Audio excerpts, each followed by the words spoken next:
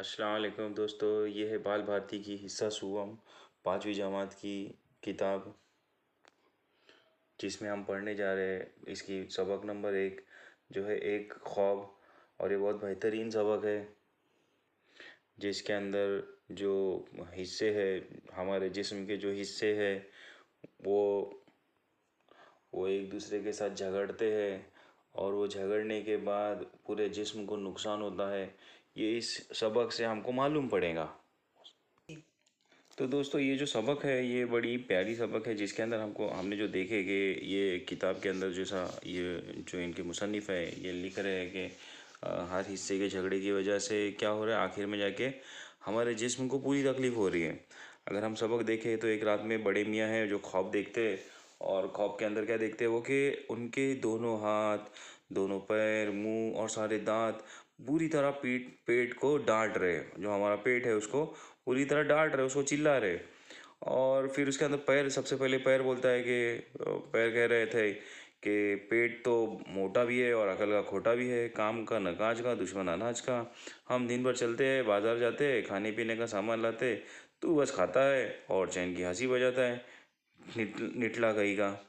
यानी पैर ने पहले तो इसको, पेट को बहुत डांटा कि सब काम चलने का, अनाज उठाने का, खींचने का, तो सब बाजार जाने का काम हम लोग कर रहे, और तू सिर्फ खा रहा है। ये सुनकर फिर हद हद बोले। हद क्या बोल रहा है कि हाँ पैर, ठीक बोल रहे हो आप। हम भी हमको भी देखो, हम कितनी मेहनत करते हैं। बाग सफाई, गेहूं की पिसाई, फिर आग जलाना, खाना पकाना, ये सब हमारे ज़िम्मे है, और तू सब कुछ चिट कर जाता है, मुफ्त का खोरा।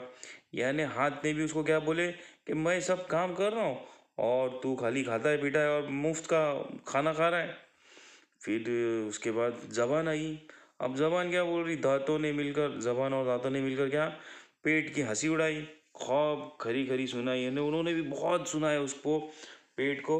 और कहने लगे हम न होते तो क्या बाजार जाता, क्या कसम किस्म किस्म के पकवान उड़ाता, अपना काम कर चुकते तो खाना हम चबाते। यानी हम तेरे को चबा के दे रहे, दांत और जबान के ऊपर हम तेरे को खाना चबा के दे रहे, और टेस्ट बता रहे तेरे को, उसका मज़ा हम बताते हैं, और उसे मादे तक हम पहुंचाते हैं। यानी हम लोग पेट में भी तेरे को डाल के दे, और तू क्या है, तू तो तू हो मिलिया मीट। मिलिया मीट मतलब उसको वापस से उन्होंने फिर से, दांत ने और जबान ने भी उसको चिढ़ाए।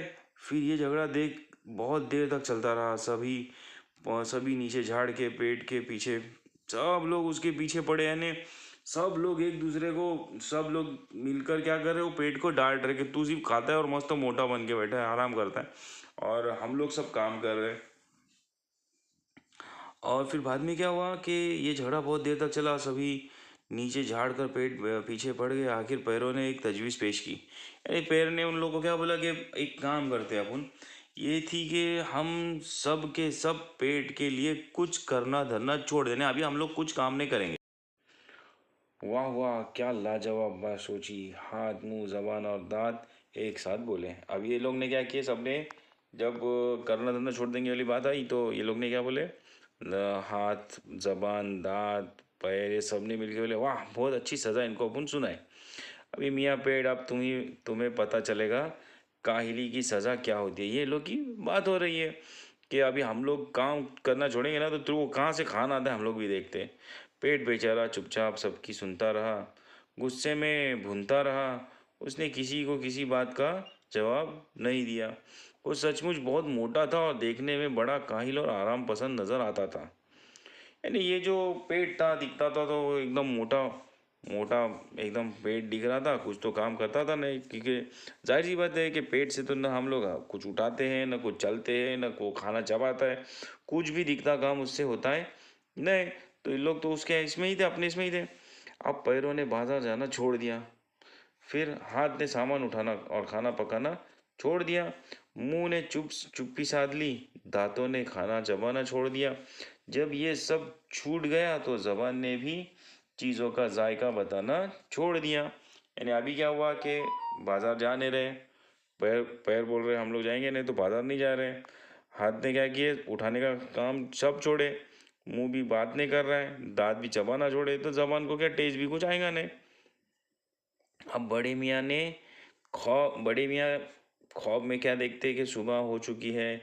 अपनी आदत के मुताबिक उन्होंने बिस्तर से उठना चाहा, मगर उठते तो सब सब जब तो उठते तो जब सचमुच जाग चुके होते, तो सब तो बस ख्वाब में जागे थे। उठना चाहा तो लगा पाँव बेचैन होकर रह गया। फिर हाथ हिलाने की कोशिश की, यानी अभी वो जो बड़े मियाँ है वो ख्वाब में देख रहे कि मैं सुबह हुई है और मैं बैठा हूँ और उठ रहा हूँ, तो हाथ जैसे पैर हिलते नहीं हैं और हाथ भी कुछ हरकतें नहीं कर रही है। तो उन्होंने क्या देखे कि हाथ हिलाने की कोशिश कर रहा तो हाथ भी नहीं हिलते हैं, कोई हरकत नहीं, ना मुंह खुल रहा है ना जबान। उनको ऐसा लग रहा है कि अभी उनका सब आज़ा जो है जिस्म के, वो कुछ भी काम नहीं कर रहे हैं। ख्वाब इसी तरह जारी रहा, यानी वो ख्वाब कंटिन्यू है आगे। और ख्वाब इसी तरह जारी रहा। कई रोज तक बड़े मियाँ इसी तरह पड़े रहे, यानी वो क्या, अब चूंकि पैर भी नहीं उड़ रहे, हाथ भी नहीं चल रहे, तो क्या बड़े मियाँ क्या है, बिस्तर पे पड़े हुए। धीरे धीरे उनकी ताकत जवाब देती गई। अब क्या हुआ, वो कमज़ोर होते गए। कुछ समझ में ना आता था कि क्या करे। तो हाथ पाँव मुंह जबान दांत, जब देखो पेट को जली खुशी सुनाते थे, और बेचारा पेट सबको सुनता रहा।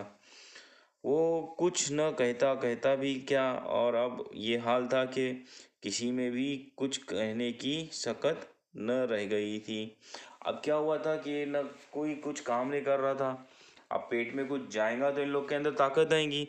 अब जब पेट में कुछ जा नहीं रहा है, कोई हाथ पैर हिला नहीं रहा है, कुछ चल फिर नहीं रहे, तो क्या हुआ, इन लोग के अंदर की भी ताकत क्या होने लगी, कमज़ोर होने लगी।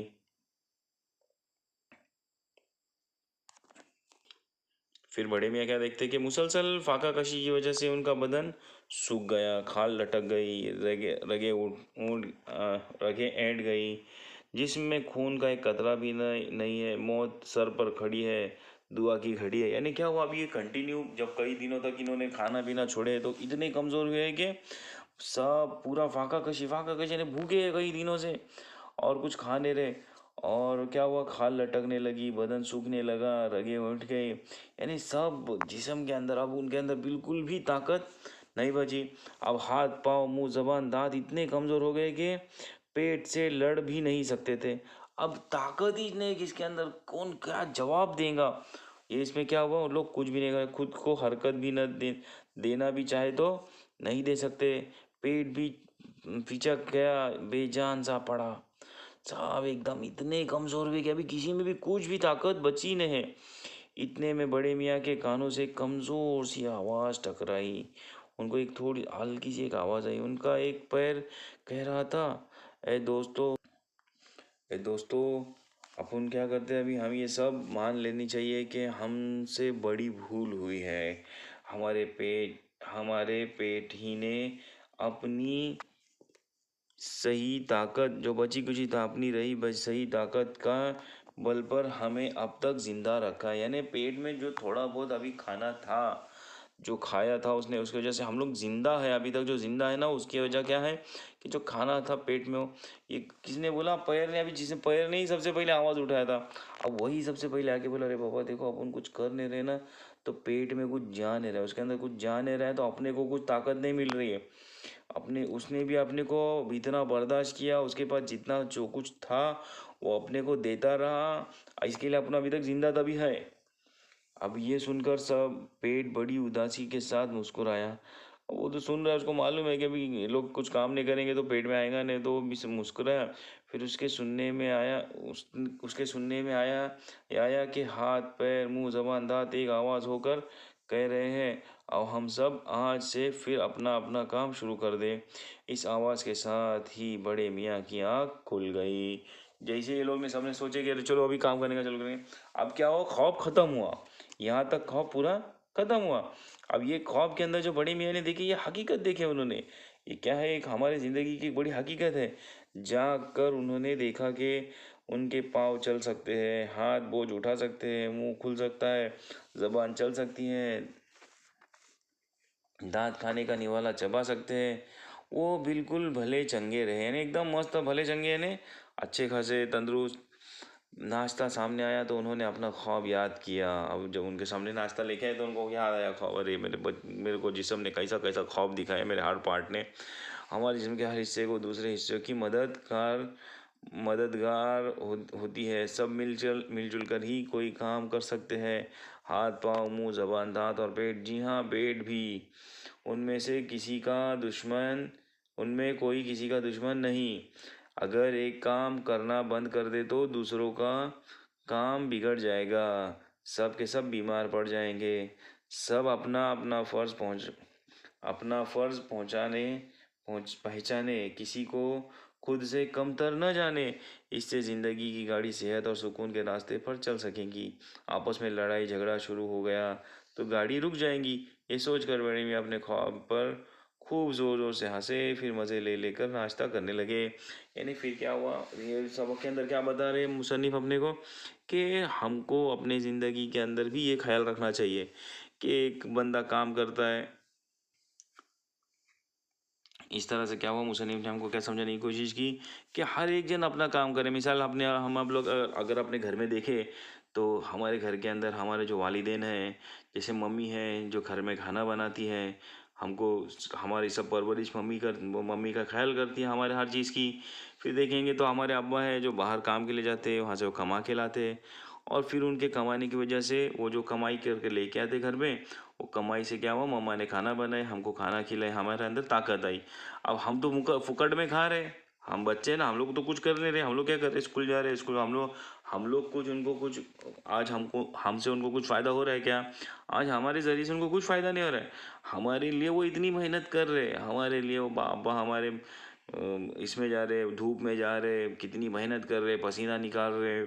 हमारी मम्मी उस आग के सामने दिन भर खाना बनाती है, पसीने में लथपथ रहती है, कभी वो सही से बाल नहीं बनाती है, कभी कैसे रहती है।